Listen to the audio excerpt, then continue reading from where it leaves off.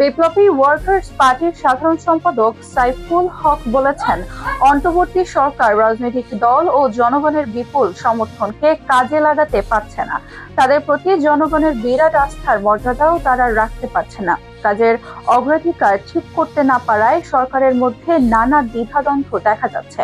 মাঝে মধ্যে নন ইস্যুকে তারা বড় ইস্যু করে তুলছেন। তিনি সরকারকে উচ্চাভিলাষী রাজনৈতিক প্রকল্প সীমিত করে প্রয়োজনীয় সংস্কার সম্পন্ন করে 2025 সালের মধ্যে জাতীয় নির্বাচনকেই প্রধান কর্তব্য হিসেবে নির্ধারণের আহ্বান জানান।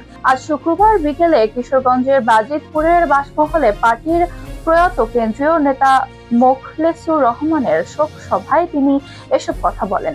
তিনি এনবিআর কর্তৃক অস্বাভাবিকভাবে শতাধিক পণ্যের ওপর ভ্যাট ও কর আরোপের সিদ্ধান্তে তীব্র ক্ষোভ ও নিন্দা জানান। বলেন, এটা মরার উপর খড়ার ঘা। উচ্চ মূল্যস্ফীতির কারণে মানুষ যখন দিশেহারা, তখন এই পদক্ষেপ জনদুর্ভোগ আরো চরমে নিয়ে যাবে। তিনি সরকারের ব্যর্থতার দায়ে মানুষ শাস্তি পেতে পারে না। তিনি আইএমএফ এর পরামর্শে নেওয়া এই আত্মঘাতী সিদ্ধান্ত থেকে সরে আসতে সরকারকে প্রতি আহ্বান জানান। তিনি পার্টির প্রয়াত কেন্দ্রীয় নেতা কমরেড মোখলেসুর রহমানের সংগ্রামী জীবনের প্রতি গভীর শ্রদ্ধা জানান। বলেন, ভাটি অঞ্চলের এই বিপ্লবী নেতা সাধারণ মানুষের জন্য জীবন উৎসর্গ করেছিলেন। রাজনীতি যখন অর্থবিত্ত গড়ে তোলার মাধ্যম, তখন নিজের সবকিছু উজাড় করে মেহনতি মানুষের অধিকার আর মুক্তির লক্ষ্যে কাজ করেছেন।